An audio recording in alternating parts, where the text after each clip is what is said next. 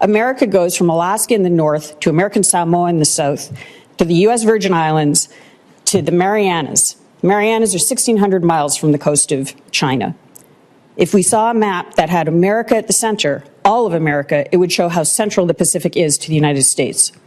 Since at least the middle of the 19th century, U.S. leaders knew that if a hostile power controlled the center of the Pacific, the U.S. was not safe. America's geographical pivot of history was the Pacific.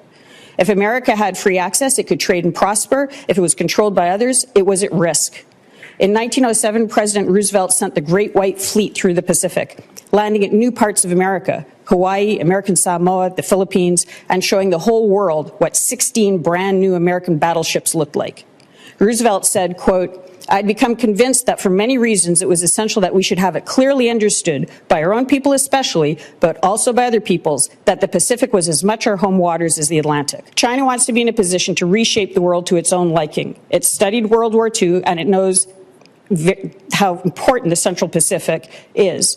If it remains outside Beijing's control, there will be limits on its expansion and ambitions, including with Taiwan. China's goal is not hidden. In 2008, then commander of U.S. PACOM, Admiral Keating, said a senior Chinese official suggested to him, "You take Hawaii East and we'll take Hawaii West."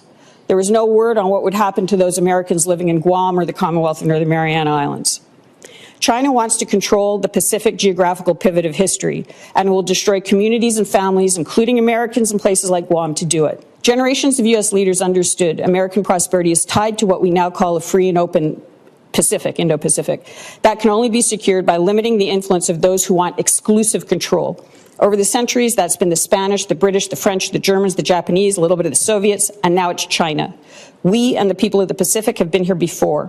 World War II shows us the cost of underestimating the importance of the Central Pacific in the same way that in the 30s there was complacency because of Philippines and Guam. The question is, will the U.S. decolonize its mental strategic map in time and realize what McKinley, Roosevelt, Pete Ellis, Billy Mitchell, Reagan, and so many others knew?